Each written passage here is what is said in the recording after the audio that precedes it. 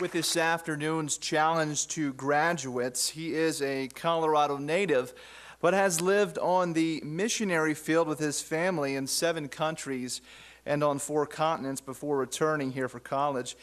He is married to his wife, Erin, and they are also expecting a baby girl on the way. He was homeschooled and then graduated from Fort Lewis College with a degree in chemistry in 2002. Nate worked for 2 years as an air quality specialist and also guest lectured on this subject at Northern Arizona University.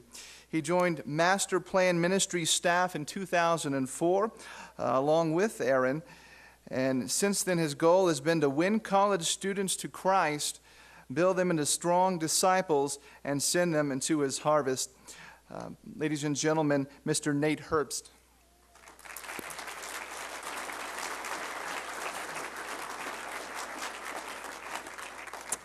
As I looked through some of the comment cards that you guys filled out, I was really amazed by just who you are. You're amazing individuals.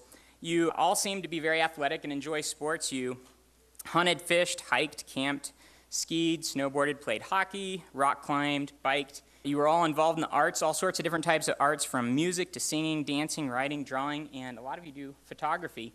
I guess coming from a beautiful area, that would be expected. And most of all, you guys said that you loved your friends and family.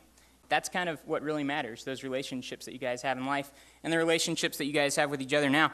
And one of you even put that you love Jesus with all your heart, your mind, and your soul. And I think that's the most important thing in all of life. I kind of come today humbled that you'd invite me to come and honored that I'm able to be here. And I don't think I have a whole lot to offer more than that he is everything, you know, and he's the only reason all of us are here. He's the reason that we get to celebrate today. So I'm honored to be here with you.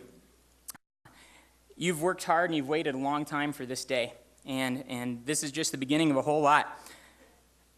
Erin is my wife over here, like was mentioned. She's the one nobody can quit looking at. And she is with me on staff at Fort Lewis College, winning college students to Christ. I wanted to thank the Kostreva family and the Homeschool Association here for inviting me to come speak. I was homeschooled, so I know the value of the education that you guys have received.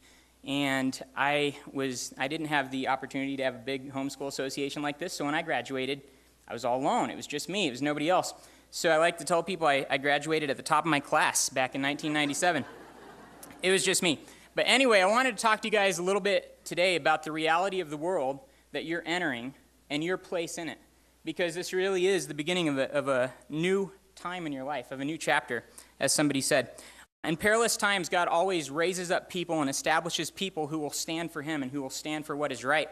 In the infancy of our nation, God established our founding fathers who crafted the most successful form of democracy in the history of the world and simultaneously freed us from the oppression that we were under.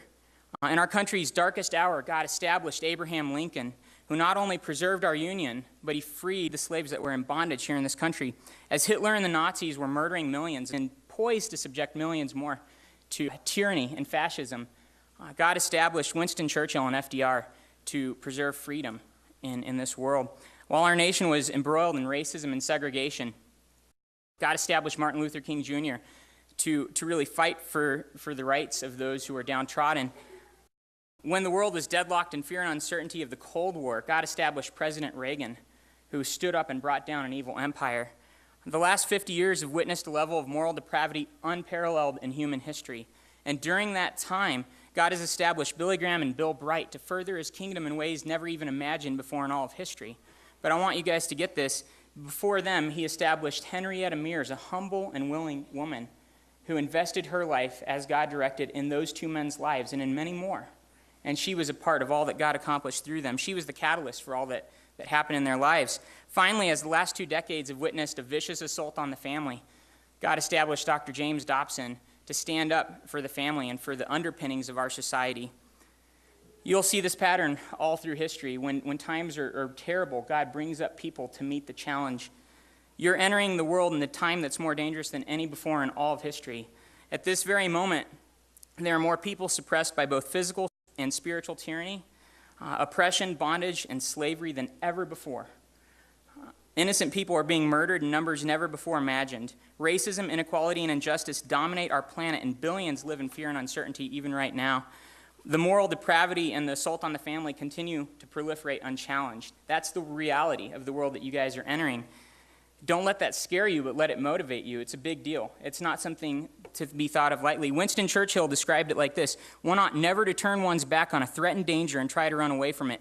If you do that, you'll double that danger. If you meet it promptly and without flinching, you'll reduce that danger by half. And that's what my challenge to you guys is today, is to meet these challenges that face you as you leave this place. You're not here today only to walk across this stage and receive a diploma.